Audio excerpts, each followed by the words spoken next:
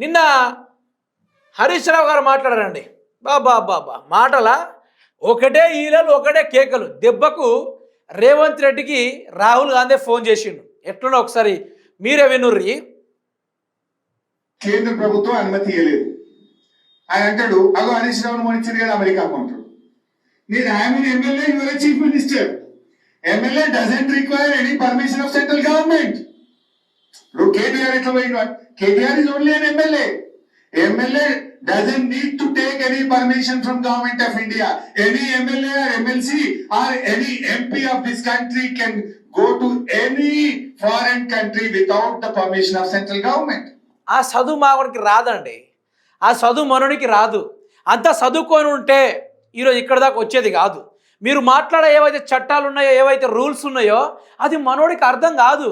హరీష్ రావు గారు మాట్లాడితే బాధతోనే ఉన్నాడు, వరుసబట్టి బాధతోనే ఉన్నాడు. అది అర్థం కాదు. అదే కదా మా సమస్య. ఈరోజు చీఫ్ మినిస్టర్కి ఓ ఎమ్మెల్యేకి వ్యత్యాసం తెలియనోడు ఈరోజు అబ్రాడ్కు పోవాలంటే ఒక సీఎం పర్మిషన్ తీసుకోవాల్సి అవసరం ఉంటుంది. అది ఆర్టికల్గా ఉంది కాబట్టి ఈరోజు ఇప్పటిదాకా ఆచరిస్తూ ఉంటారు. కానీ మనోనికి ఆర్టికల్ దాకా సోయి ఉందా? మనోనికి హైడ్రా, కబ్జా, మూసి, గోసి, గీతప్ప ఇంకేవేటిమైన సోయి ఉందా? దేని మీద ఉండదు. సోయి దేని మీద ఉందా? మీరు మాట్లాడే సబ్జెక్ట్ మావాడికి అర్థం కాదు, మనోడికి అది అర్థం కాదు. అది అర్థమై ఉంటే ఓ మంచి కలెక్టరో, మంచి డాక్టరో, మంచి యాక్టరో అయ్యేటోడు. కానీ ఈరోజు ఎటు సబ్జెక్ట్ లేకుండా ఆగమాగం అవుతావు అన్నాడు. గింత సబ్జెక్ట్ మాట్లాడితే ఆయనకి ఏం అర్థమవుతుంది? ఇనుర్రి. You are the chief minister, you are the constitutional authority, you need to take the permission. అంటే ఆయనకు అవగాహన ఉండి మాట్లాడతాడా, తప్పుదో పట్టచ్చాలని మాట్లాడతాడా, ఎందుకు మాట్లాడతాడో అర్థం కాదు. హరీష్ రావుకి మాత్రం అమెరికాకు పర్మిషన్ ఇచ్చిండు. హరీష్ రావు అంటే ఆయన అమెరికాకు పోతా అని పర్మిషన్ కు దరఖాస్తు పెట్టలేదు, వాడు పర్మిషన్ ఇవ్వలేదు. దరఖాస్తు పెట్టవలసిన అవసరమే లేదు. భారతదేశ రాజ్యాంగం ప్రకారంగా ఒక శాసనసభ్యుడు విదేశాలకు పోవడానికి భారత ప్రభుత్వ అనుమతి అవసరం లేదు. Constitutional post like a union minister or a chief minister needs to take the permission of the central government. అంటే ఇలాంటి పిచ్చి పిచ్చి ఆలోచనలతోని ఈ రాష్ట్రాన్ని ఎలాగభాగం చేస్తున్నటువంటి పరిస్థితి రేవంత్ రెడ్డి. అయ్యో అయ్యో అయ్యో, అంత అంత సోయి ఉంటే మావాడికి ఆడ తెలుసు. శాసన సభ్యులంటే మావాడికి ఏం తెలుసు? అతనికి ఏం తెలుసు చెప్పండి? ఆయనకి ఏది కూడా రాదు. మాట్లాడితే అది కూడా స్టార్ట్ చేస్తాడు ఇక మెల్లగా.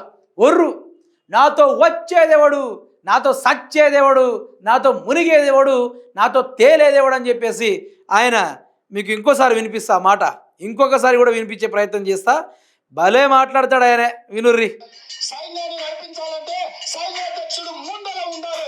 ముందర ఉండి సైన్యాన్ని నడిపించడానికి నేను వచ్చిన నాతోని ఉండేవారు, నాతోని నడిచేవారు, నాతోని చచ్చేవారు, నాతో కాంగ్రెస్ పార్టీ జెండాను ఢిల్లీ కోట మీద ఎగిరేయడానికి ఉండేవారు. గీయవచ్చు, మాకు ఇయ్యవచ్చు. మాకు నీళ్ళ విషయం తెలుసా, పరికెప్టా ఇన్కమ్ గురించి తెలుసా, రాష్ట్ర రాజకీయాల గురించి తెలుసా?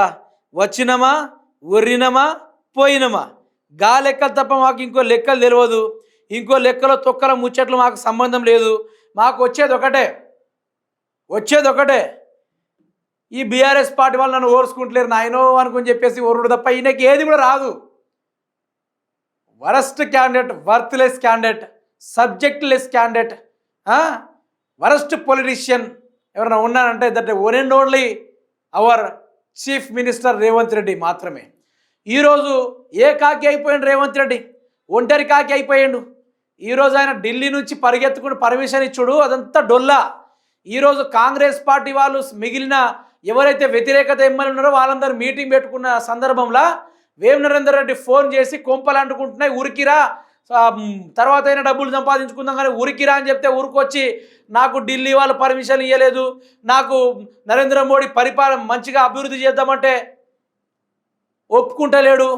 కేసీఆర్ 10 ఏళ్ళు పరిపాలించిండు, నరేంద్ర మోడీ నిధులు ఇవ్వకుండా పరిపాలించిండు.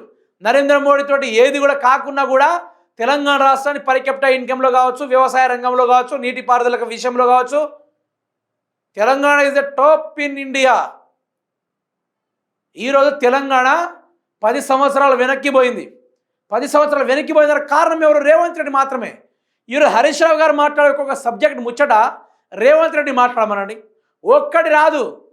ఒక్క సబ్జెక్ట్ నోటి నుంచి వస్తే ఒట్టని చెప్తా, నేను ఒకటే మాట ఒట్టనే చెప్తా. సబ్జెక్టు రాదు, ఏది రాదు, ఏది కూడా తెలియదు. మహానుభావుడు, జగదేక వీరుడు, అతిలోక సుందరుడు, ఎక్కడ చూసినా కూడా దొరకని వీరాది వీరుడు, జగదేక వీరుడు మన రేవంతు చోరుడు. ఇట్లాంటి ఉంటాయన్నమాట అతనితో పెట్టుకుంటే.